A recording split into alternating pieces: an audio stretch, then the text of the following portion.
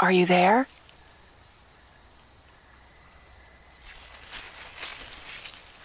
Hello? Come on, I know I saw something in the bushes. You don't have to be scared of me. I don't have a scary guard to kill you if you show yourself. And I can't do much to hurt you myself. I realize that probably doesn't feel like much reassurance, but it's true.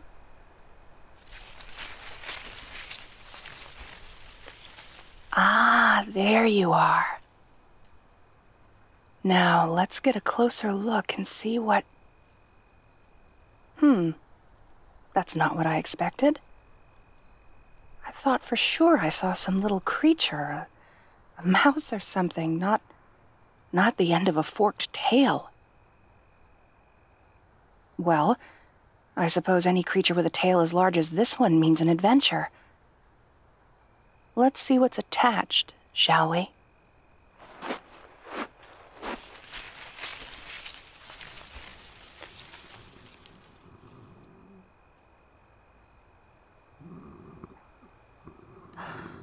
Oh, holy hearts.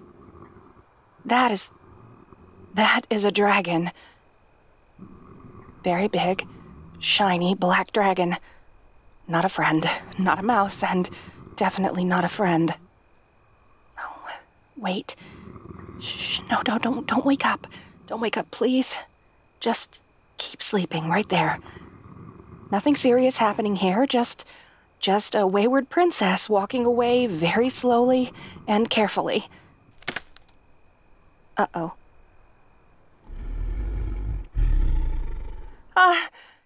I'm sorry for waking you up. I didn't mean to make any loud sounds. I just wanted to see what kind of creature I'd found in the woods. Not anger you, I promise. If I'm in your territory or something, I'll get out as fast as I can. I swear I didn't come here to steal anything, just please spare me. You're not going to hurt me? Well, that's very comforting to hear from a fire-breathing reptile the size of a small fortress. Do you promise? All right. Okay. All right. Talking dragon. Right. Yep, they do that. I guess they do that. I'm taking this very well. Oh, no, I assure you I'm panicking. It just doesn't look like it. So, if you're not going to hurt me, does that mean you won't kill me either, or just that you won't make my death painful? You don't eat people? Well, then what do you eat? I'm sorry, that's probably rude. Suddenly I wake you up and then start interrogating you. Darkness? You eat darkness? That doesn't seem very nutritious. How does that even... you know what? Never mind. Don't question the big black dragon, Rosa. Just go with it. Just don't freak out and you'll be fine. Who am I talking to? Myself, if that wasn't obvious. My name is Rosalinda III. Thanks for asking. Do dragons have names too?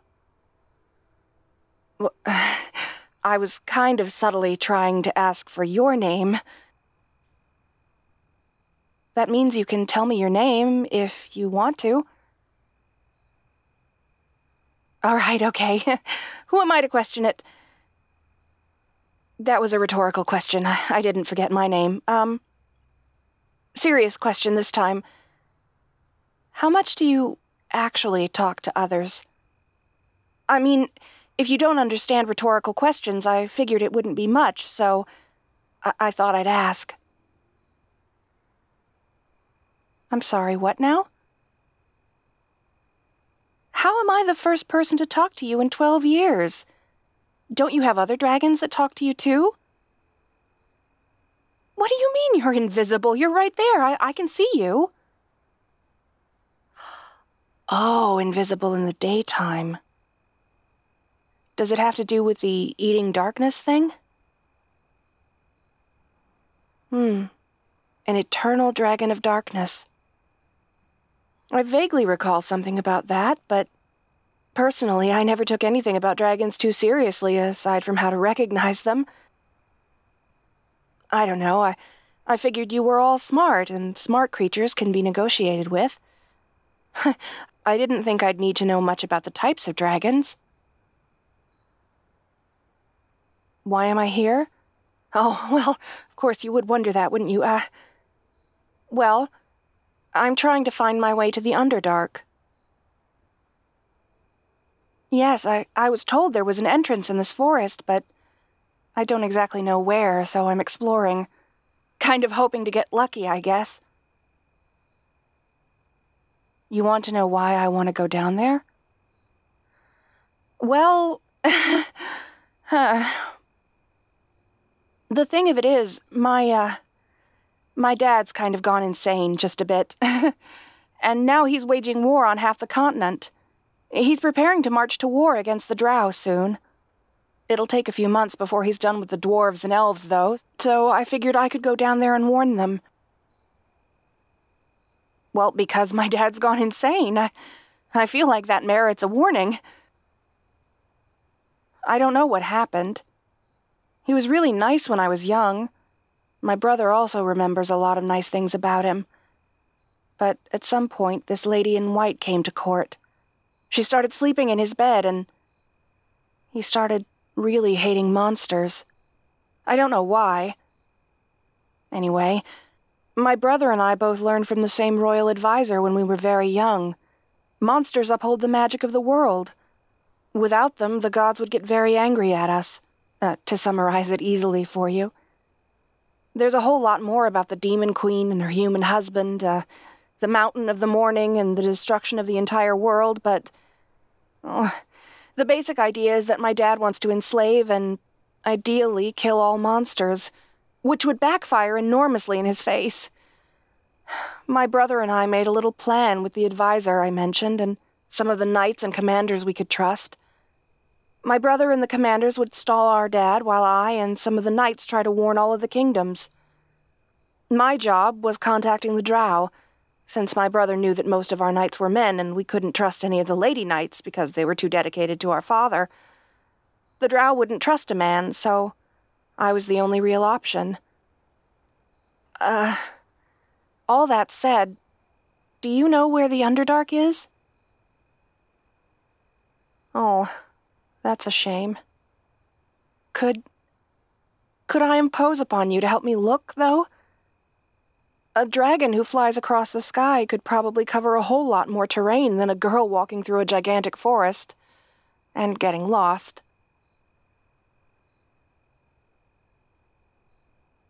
You have a better idea?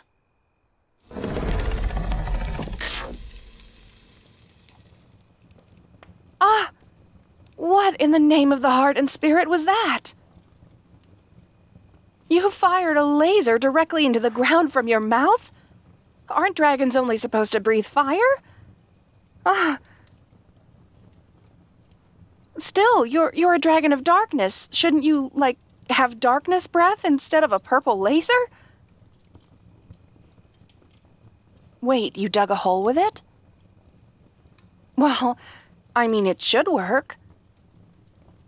If the Underdark is just a really big cave and the entrance is around here somewhere, a straight line into the ground has a not inconsiderable chance to connect to it.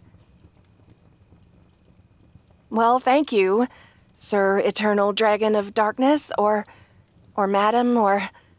I'm sorry. You're very nice. I don't really understand why nobody talked to you for so long. You deserve more friends. Oh? You want to escort me? Well, I suppose I am a princess without a horse or magic, making my way to a civilization of dark elves who are known for their ruthlessness, without any form of protection. I'd say that's an offer I can't refuse. I do have one request, though. May I sit on your back? I don't think resting in your claws would be very comfortable, but I've always wanted to ride a dragon like that, if you don't mind. Oh, Thank you so much. I'm going to be honest, this isn't how I thought meeting a dragon would go. Well, I'm a princess. The majority of conversations between dragons and princesses go about like this. Oh no, I've been kidnapped, and I'm going to eat you or trade you for gold or something like that. Oh no! Was that a laugh? Oh, I don't know. I've only ever read about very serious dragons in myths and legends. The ones who wanted big hoards or just to eat. I've never heard about a nice dragon. But I'm glad to meet you. What did you say your name was again? Noxir. Very nice to meet you, Noxir. Can I just say that, now that I'm close and with the light of the fire, which we should probably put out before we go into the passage you made, I can see your scales, and their pattern is beautiful. You seemed to just be black when I saw you in the darkness of the night and moonlight. But now that there's some fire, it's almost as if there are little creatures on the surface of your scales, slowly moving across them. I don't know, they look kind of like purple ghosts in the shape that my brother used to picture them in. Oh, he used to put on a big white sheet and make it in kind of a round shape around his head and an oval around his body. It was kind of funny. But these ones have a bit of a tail. I like them. They remind me of him.